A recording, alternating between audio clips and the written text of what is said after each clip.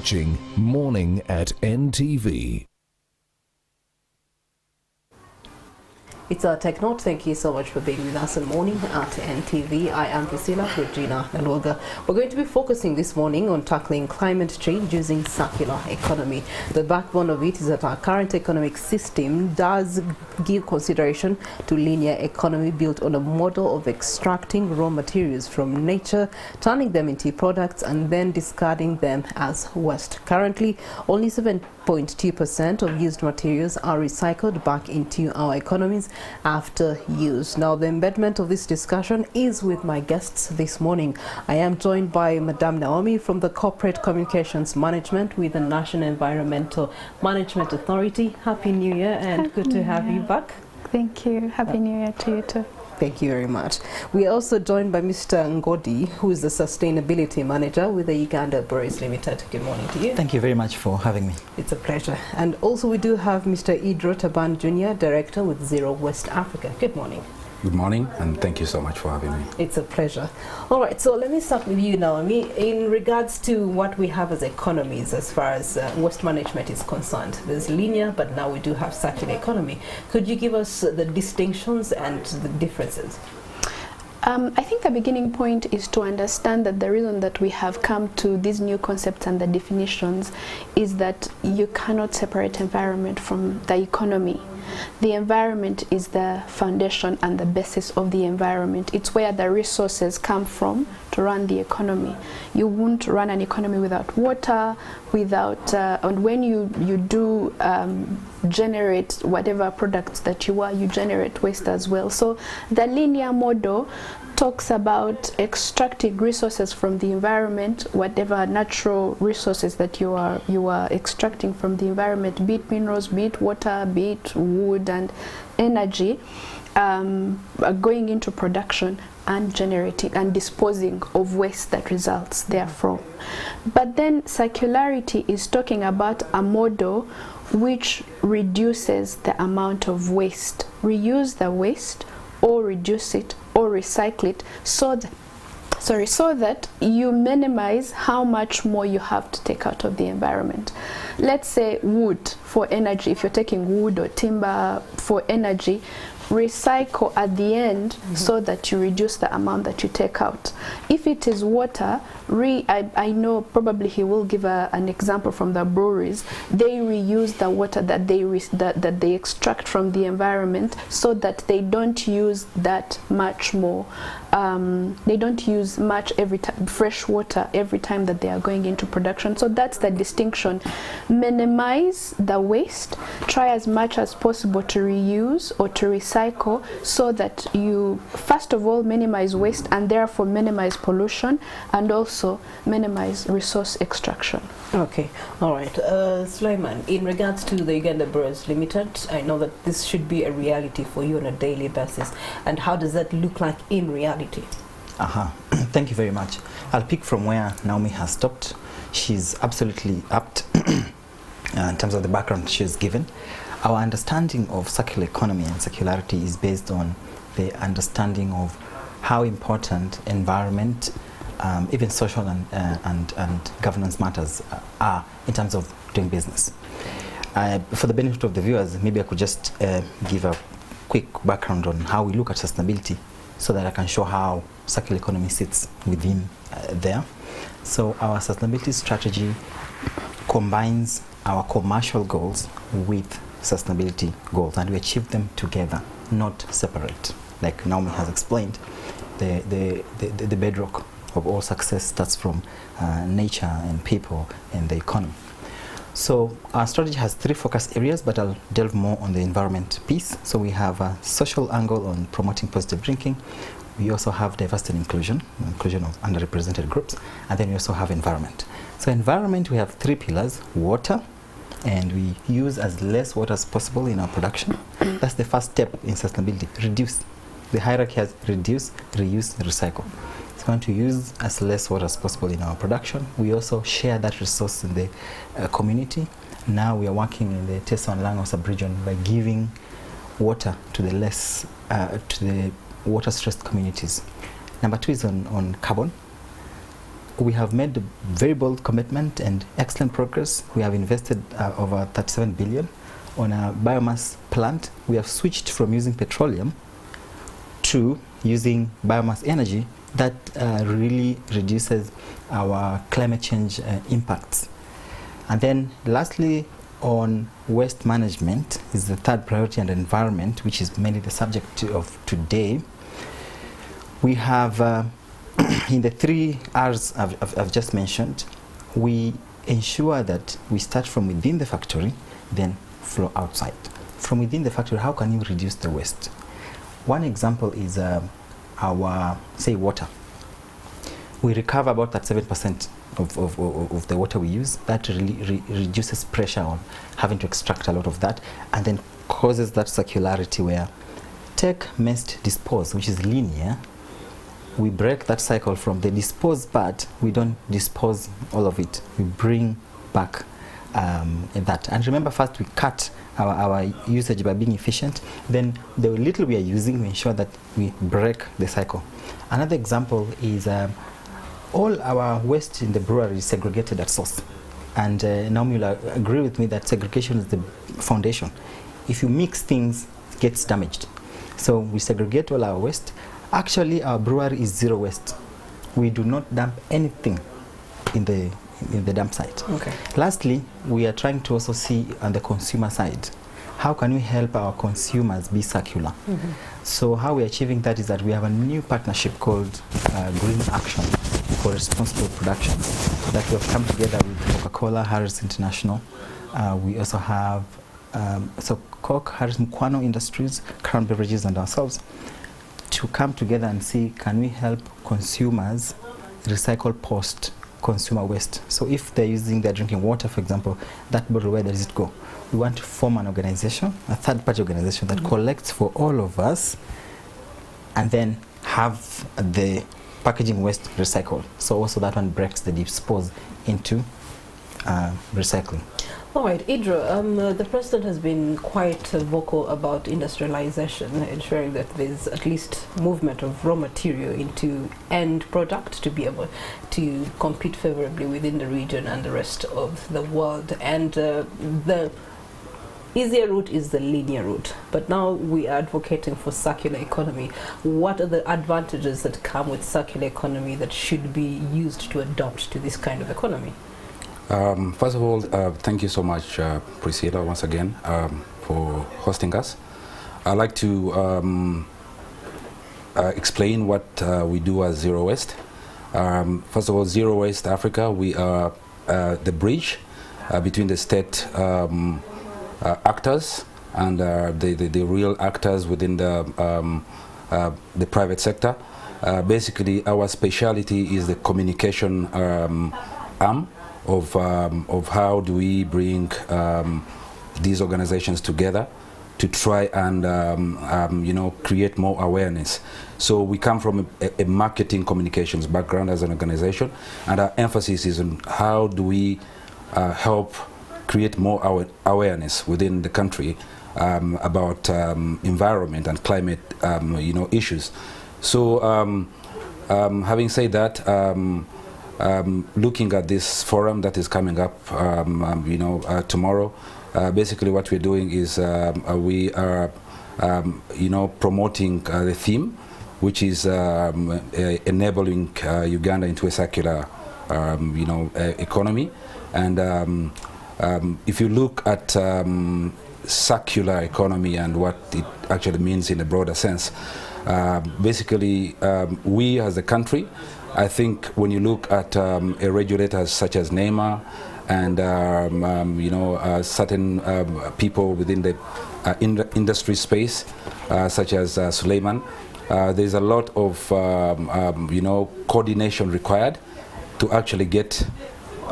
There's a lot of coordination required to actually get the layman, the local person, to understand that, you know what, in order for us to have a more sustainable environment, we need to work together, we need to cooperate, for us to be able to achieve these goals and for us to be able to actually have a very good environment around us. If you look at January, for instance, we've had a lot of, we've had a change in the way our weather has normally been in the country.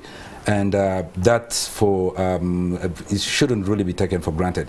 So we come in as basically a partner that bridges the gap and helps the experts to try and bring awareness and create awareness regarding these issues. Okay. Yes. Now, talk to us about the circular economy in relation to the fact that we are falling in the category of low to medium earning or income countries, and so the cost definitely has to be put into consideration. And yet, at the end of the day, there's also opportunities that we must focus on to make the wiser decision of having a better economy for ourselves as a growing country in regards to the Sustainable Development Goals. You know, everything good comes at a cost. We must be willing to incur that cost.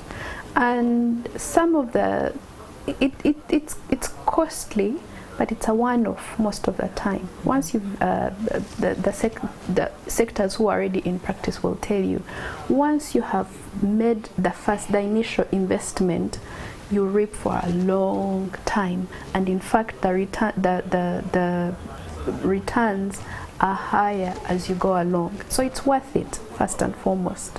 Number two is that there are organizations, national, regional, and global organizations that support investment in circularity.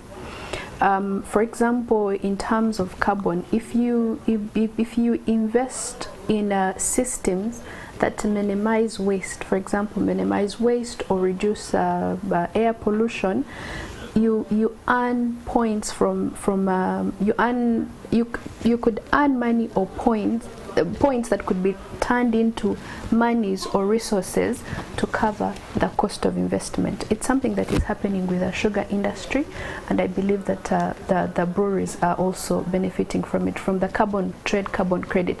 These are things that they reimburse. You invest, you reduce carbon dioxide in the air, you're reimbursed. So it's worth it, and it's long term. It's not that we are asking and demanding of it today.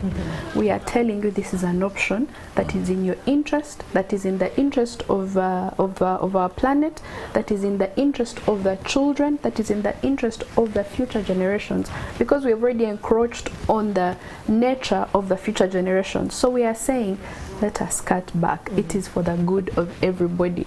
When you could earn slightly less today because you have invested, but over the long term and for the quality of environment that you're going to pass on to your children, it is worth it. Let us attempt, let us try. It is worth it. As a state overseer, as in promotion of circular economy, who should be priority on that list? Well, first of all, we have an organization in Uganda called Uganda Cleaner Production Center. I hope you've heard about it. In the forum tomorrow, the executive director of Uganda Cleaner Production Center is going to be there. He's going to be one of the key panelists. And their job on a daily basis is to promote clean production. Clean production is also known as circular economy. It is a closed loop. Nothing exits. There are processes that this resource is exhausted at this point, but can be turned into something else at this point, at another point, and at another point. We will get different products. Waste is a resource. Those are the concepts that we want people to understand, to adapt. Industry, marketers, I mean, it will dig a little bit in the profit, but it's worth it. And guess what? There's somebody willing to reimburse you if you are aware. All right, Mr. Suleiman wants to share with us another testimony in this regard. But as you do, I want to understand through your capacity, what other roles can this circular economy play in the challenges before us regarding climate change and biodiversity? Yeah, okay.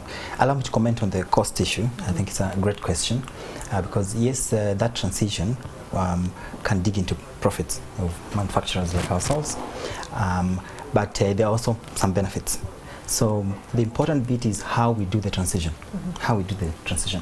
If NEMA comes and says, from next month, all manufacturers take back all your post-consumer waste, maybe that will have a huge impact on the economy, employment, and all that. However, if you have smooth transition proper, and then I'll say how important partnerships are there. When you have a smooth transition that allows industry to fashion their systems and processes and the markets to adapt, then the costs become very mitigated, and then ultimately everyone benefits. And partnerships are very crucial in this area, because this is a systemic issue. If you choose to only take care of waste in your own home and your neighbor does not, it becomes really zero work. So that's where partnerships comes, where the government comes in as the facilitator to coordinate the whole system. Private sector come and help our consumers and support our own transition in our factories. People in the homes also do their part, segregation, probably wet and dry, and then all the actors like Zero Waste and others support with the awareness for this behavior change. Then ultimately all of us create a system that is as successful as what we see in Germany, for example, where everyone is playing their part. All right, thank you so much. Now, Taban, the onus is on you. I've had the summit. So we would like to have more understanding of the summit. I know it's bringing together collectively both private and public sector in regards to what you're advocating for. So could you give us the intricacies of the summit? So basically, it is the forum, the Uganda Environment Forum, is all about just bringing people together who share the same goals and objectives regarding safety of the environment and climate, and put them in the same space to share their knowledge and their views on how we can collectively come together as a group, as a country, has different people from different spaces, like you said, from the private sector and then from the regulator. How do we convene in this space and discuss how to move forward as a country? So from a zero waste point of view, I look at it as a platform that, and I really thank NEMA and I thank UBL for coming on board such a great initiative. I think this is, from our point of view, is a platform for a mindset change, kind of like initiative. So basically, we're getting people together and trying to raise awareness, trying to get the local Ugandan and to interact with these experts to understand that what can we do to protect our environment? How do we adopt circularity? How do we become Ugandans who are aware of what we are doing wrong with our environment? Because as you've seen in January, we've had lots of rains, which is usually unusual. So it's actually, for me, I think it's this forum just came in the right time for us, for people to actually pay attention that whatever we do as human beings has an impact on our environment.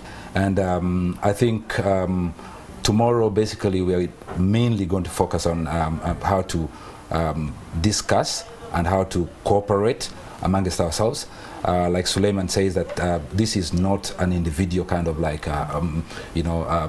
thing to do. It requires partnerships. It requires cooperation among different people in order for us to all achieve the same goal and same objective for our country. So basically, in a nutshell, that is what I think tomorrow we're going to focus on: networking with a lot of different people, and together, hopefully, we can all leave the forum with some very, very clear, a clear roadmap on what we need to do, and how we are going to increase awareness so people get to know about circularity and how to save our environment. All right, thank you so much, NEMA. Thank you so much again, Breweries Limited, and of course Zero West Africa for those contributions. Glad that 2024 is starting off on an environmental concerns notice, and that forum tomorrow should provide some solutions that should give us guidance for the rest of the year. Turn to our social media pages on NTV Uganda across all social media platforms for more details on how you can participate or be a part of that forum. For now, that brings us to the end of our TechNote. Now, of course, we do have the season of celebrations. PLE results having come out last Friday. There's some people who are celebrating. I would like to give you some of those celebrations.